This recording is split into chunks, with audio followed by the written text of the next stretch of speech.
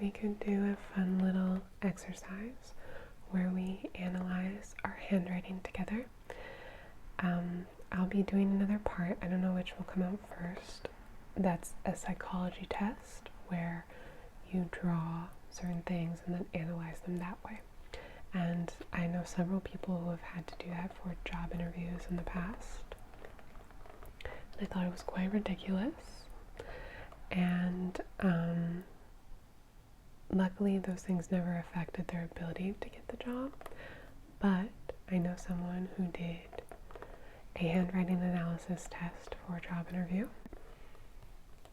It was the final stage of the job interview, and it is in fact why he did not get it in the end, which just blows my mind. So I don't think we should take any of this too seriously, but because of that experience that my friend had, I think about it often, and I think it can be interesting if not taken too seriously. So without further ado, we will get started. If you want to participate, your choice, but you might want something to write with and then something to write on.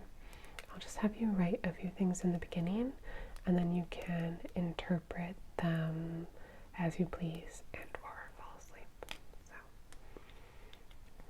let's open this to a new page.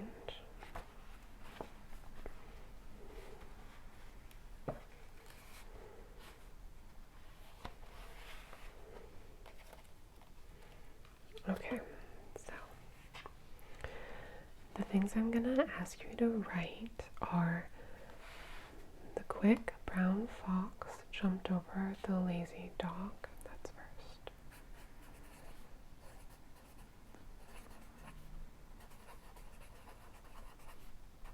Quick brown fox jumped over the lazy dog. And then if you want, for a little extra variety, let's write Susie sells seashells by the seashore. Then I need you to write a sentence about yourself. It can be anything. So, but it should start with you as the subject, right? So, I am filming a video. So, with you as the subject, about yourself. And then finally, I just need you to sign it with your signature. So just put your signature at the bottom. Okay. So once you're done with that, we will move on to the analysis. Now, I'll just use this from here on out as kind of scrap paper to show you different examples of what I'm talking about, but feel free to turn back to what you already wrote and compare. Like, there's no need for you to write what I'm about to write. I'll just do my best to imitate the different styles and give you an idea of what you're looking for when you analyze your own writing. Okay. So the first thing we're looking at is if your writing slants. So it may slant to the right like this, it may slant to the left like this, or it might just be straight up and down like that. So to the right means you are open to the world around you and like to socialize with other people. To the left means you generally like to work alone or behind the scenes. If you're right-handed and your handwriting slants to the left, you may be expressing rebellion. And if it doesn't slant, You tend to be logical and practical. You are guarded with your emotions. Okay, so then we're going to look at the size of your letters in general. So if you write like, big, or if you write small, or if you write in the middle, like that. So large means you have a big personality. Many celebrities have large handwriting. It may suggest you are outgoing and like the limelight. Small means you are focused and can concentrate easily. You tend to be introspective and shy. Average means you are well adjusted and adaptable. Okay, and then this is in part where we did the Susie sells seashells sentence. So we're going to look at our loops. Let's see. And also for our loops for our L's and our loops for our E's.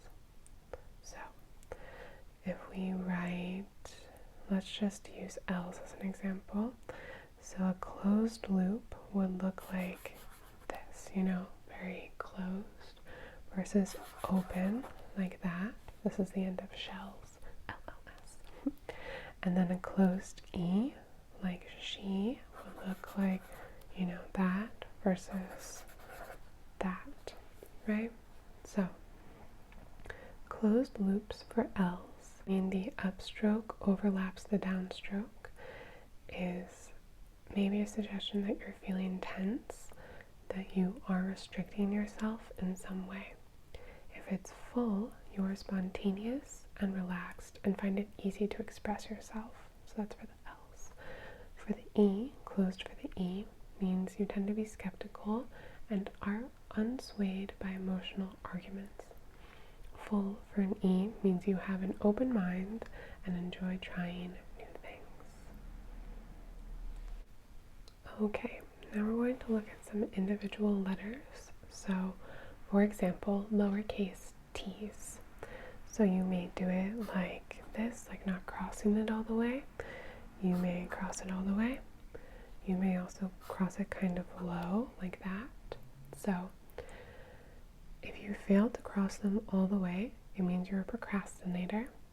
If you cross your T high on the stem, like this, it means you set high goals, while a lower placement means you could dream a little bigger.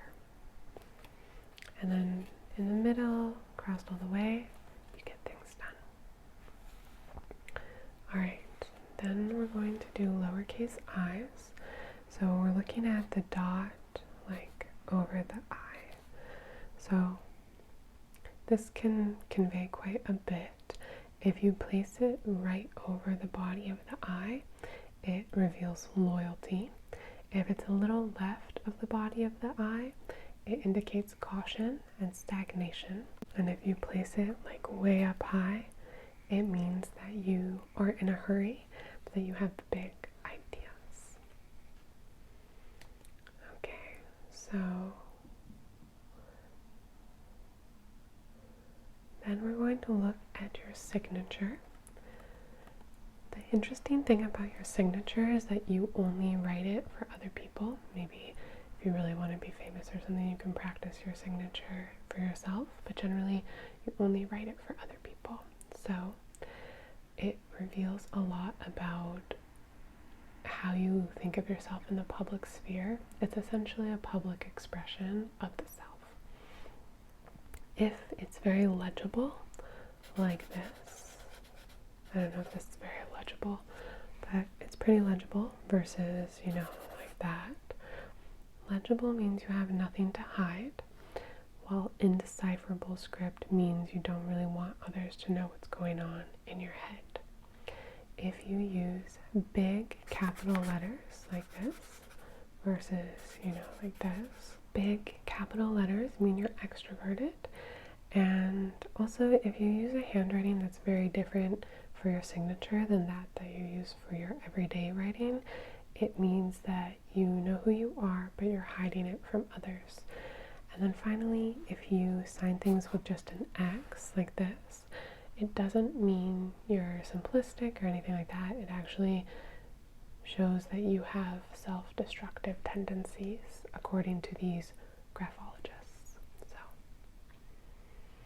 then we're going to look at A's and O's because they can be like this, they can be like this, you know, closed or open, basically. So closed, neat circles indicate that the writer is discreet, and open A's and O's mean that you can't keep a secret. So discretion and indiscretion. Then if you wrote something without a baseline, like without not lined paper, you can look at the way your writing slants up or down. So you may write like it slowly slides up as you write, or you may be writing and it goes down. So an upward slant from the baseline, like the invisible line, means you have an optimistic view of the world, while a downward slant indicates a pessimistic mood, which makes sense. Then we want to look at the spacing between letters. So that's called kerning, which is spelled Kerning.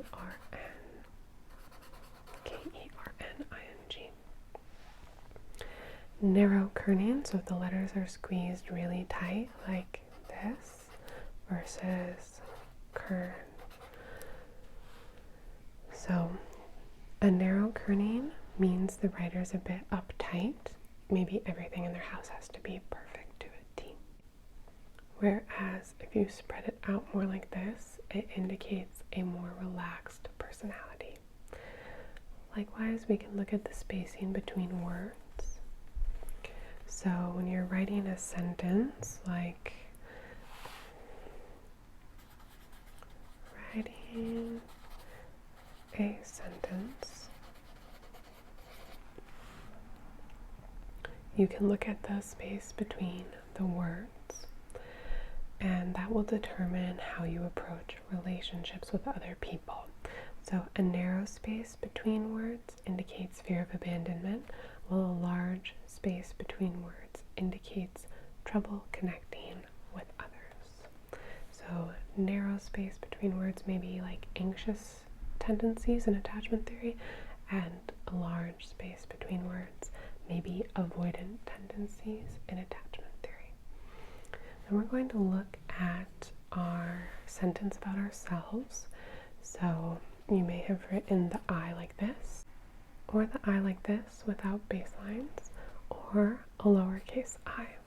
So unlike the public ego expressed in your signature, this word is more personal because it represents you to yourself even, right? So loops and a cursive capital I, like say like this, can convey a lot about your relationship with your parents, because the upper part represents the maternal while the lower part represents the paternal. The size of the loops or the bars in a printed I correspond to the strength of the relationship. So in this one too, this is maternal and this is paternal. And then separation of the bars from the stem conveys a divorce or marital instability, and a single straight line like this represents independence, whereas a lowercase I, when you're writing like this, symbolizes immaturity. And then we are going to look at C's. Let's see, we'll do it here. So you can write your C's like this, or you can write it, you know, like this, like almost closed. So a completely closed C can indicate lack of trust. A lack of gap could signify that you don't want to let anybody in. So this means that you're more trusting. And lowercase y's, as well as other letters that hang low, like G's and J's and Y's. If you have this kind of loop here, right? This is called the lower zone, and it's associated with action. So Y in particular is associated with money. The bigger the loop in your Y, if it's closed or comes up at all, represents money, access to money, or creativity and fantasy and imagination, depending on the rest of your writing, but basically some kind of abundance, if you will. And then finally we can look at pen pressure. So I used a marker so you could see it more clearly, but with pens you can tell, or pencils, how much pressure you're putting when you write. If your ink bleeds through the page, that could be an indication of a heavier hand, or if the graphite is really dark and hard to erase, that's a heavier hand too. A light grip means that you are ethereal, like not fully of this world maybe. And if you really dig into the page, it means that you tend to be quite intense and have strong emotions. So that is the end of our little handwriting analysis. I hope you enjoyed it. Again, I do not think that this should be used in job interviews, but I do think that it is interesting and fun to look at. So if you wanted to see anything here on mine about how I think of myself, my relationship with my parents, or anything like that, there you have it.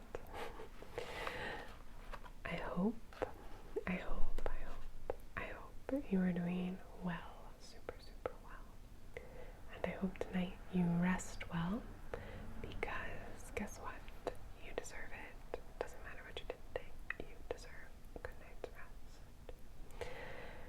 Hope this was fun for you and that none of us took it too seriously. And I can't wait to see you very, very soon.